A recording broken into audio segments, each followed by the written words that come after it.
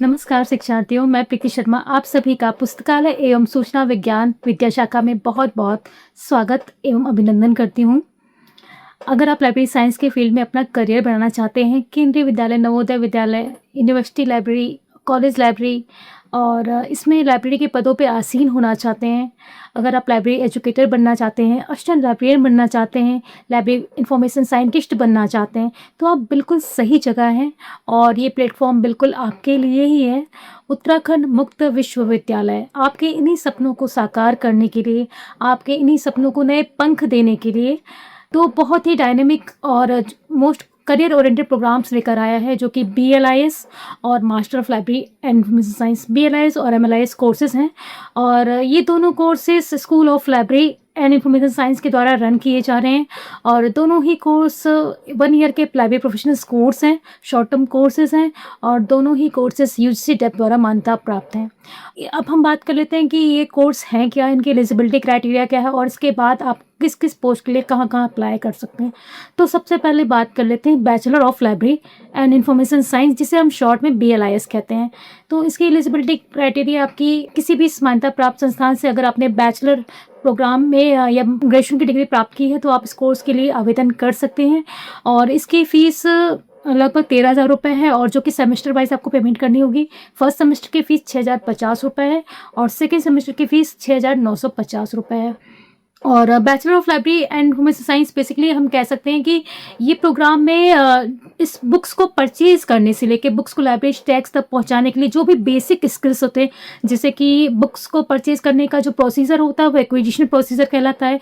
Books को classification करते हैं जिसमें कि हम कोड देते हैं जिससे कि बुक्स को लाइब्रेरी में सब्जेक्ट के रिगार्डिंग सब्जेक्ट ऑर्डर में हम बुक्स को ऑर्गेनाइज कर सकें लाइब्रेरी टैक्स में। इसके अलावा कैटलॉगिंग जो कि एक तरह का सर्चिंग टूल होता है, इसमें बहुत ज़्यादा बच्चों को सिखाया जाता है, बहुत अच्छे से पढ़ाया जाता है, जो कि बेसिक स्किल्स होते हैं किसी भी लाइब्रेरी में लाइब्रेरियन के पदों पर आसीन होने के लिए। तो इसमें आपकी वर्कशॉप के थ्रू भी 10 दिन की वर्कशॉप होती है, क्लासिफिकेशन और कैटलॉगिंग, जिसमें कि इन सभी स्किल्स को डेमोस्ट्रेशन के साथ साथ हैंड्स ऑन प्रैक्टिस भी कराई जाती है। आपको क्लासिफिकेशन स्कीम जो कि 2 कोड हैं आपके DDC और CC द्वारा आपको क्लासिफिकेशन सिखाया जाता है। इसके अलावा कैटलॉगिंग सिखाई जाती है जो कि 10 दिन की वर्कशॉप के दौरान आपको सिखाई जाती है और इसमें कि ACR2 और क्लासिफाइड कैटलॉग कोड तो 2 आपके मतलब कैटलॉग कोड है उनके द्वारा सिखाई जाती है।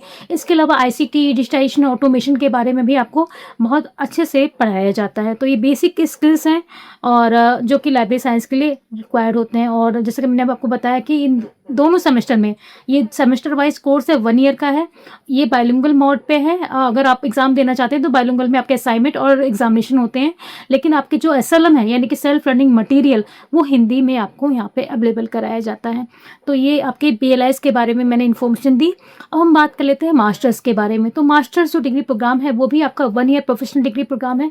इसमें थोड़ा सा हमने ICT की बात करी थी फर्स्ट सेमेस्टर में BLIS में, तो इसमें जो ICT automation, digitization, website designing, इन सब पे ज़्यादा फोकस किया जाता है थ्योरेटिकल से ज़्यादा, क्योंकि इसमें हम लोग थ्योरी के साथ प्रैक्टिकल एस्पेक्ट बहुत गहनता से बच्चों को तैयार करते हैं। क्योंकि मास्टर्स के बाद आप बहुत सारी जगहों पे लाइब्रेरियन के पदों पर आसीन होते हैं, तो आपकी रिस्पॉन्सिबिलिटी होती है कि लाइब्रेरी को कितने अच्छे तरीके से आप मैनेज करें, चला सकें और लाइब्रेरी की इंपॉर्टेंस को अपने यूनिवर्सिटी में, कॉलेज में अच्छे से बता सकें। तो इसके लिए हम बच्चों को टेक्निकली ट्रेन करते हैं with the help of automation software, digitization. और इसके रिगार्डिंग ही MLIS फर्स्ट सेमेस्टर में आपकी 10 दिन की वर्कशॉप होती है जो ऑफलाइन होती है और आपके हल्द्वानी सेंटर में होती है, जो कि मैंडेटरी है। इसमें 75% अटेंडेंस मैंडेटरी है तो आपको अटेंड करनी होती है। और इसमें आपके इंडिया के बेस्ट लाइब्रेरी सॉफ्टवेयर के जो फैकल्टीज होते हैं उनसे आपको demonstration and hands on practice कराई जाती है लाइब्रेरी सॉफ्टवेयर से, जैसे कि सोल हो गया, कोहा हो गया, वेबसाइट डिजाइनिंग होगी, उन सब के बारे में बहुत अच्छे से बताया जाता है और उसकी हैंड्स ऑन प्रैक्टिस भी कराई जाती है। तो ये आपके मास्टर्स के प्रोग्राम है। और इसके अलावा एक इंटर्नशिप भी रखी जाती है सेकेंड सेमेस्टर में, जिसमें कि आपको अपने भी नोन जो भी आपका एरिया है आप वहाँ पर इंटर्नशिप कर सकते हैं।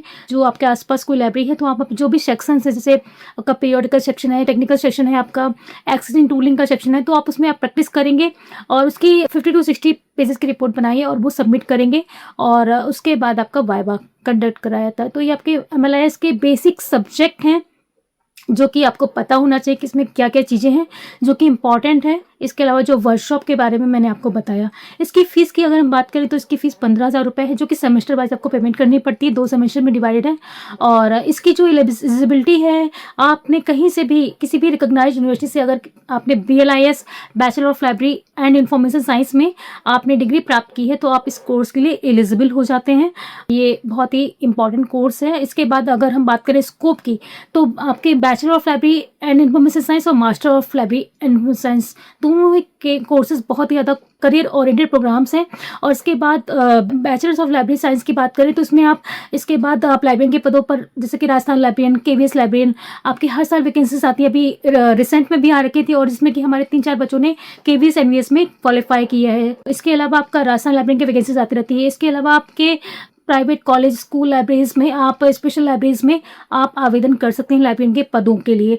इसके अलावा अगर हम मास्टर्स कर लेते हैं तो मास्टर्स करने के बाद अगर नेट क्लियर करते हैं तो आप असिस्टेंट प्रोफेसर के लिए एलिजिबल हो जाते हैं, असिस्टेंट लाइब्रेरियन के लिए एलिजिबल हो जाते हैं। इसके अलावा आप रिसर्च के लिए आप एलिजिबल हो जाते हैं, रिसर्च में जा सकते हैं, PhD कर सकते हैं। अगर आपने JRF क्लियर कर लिया तो आपका स्टाइपेंड अच्छी खासी मिलती है गवर्नमेंट के थ्रू, तो आप खुद PhD कर सकते हैं, अपना इस फील्ड में बहुत अच्छा करियर बना सकते हैं।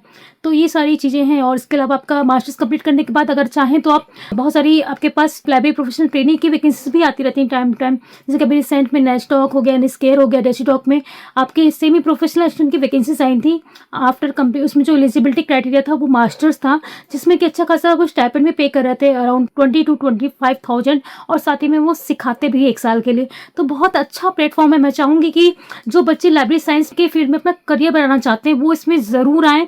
और एक मैं बात ज़रूर कहना चाहूँगी कि ये कोर्स प्रोफेशनल कोर्स है, इसमें आपको हार्ड वर्क करना ज़रूरी है।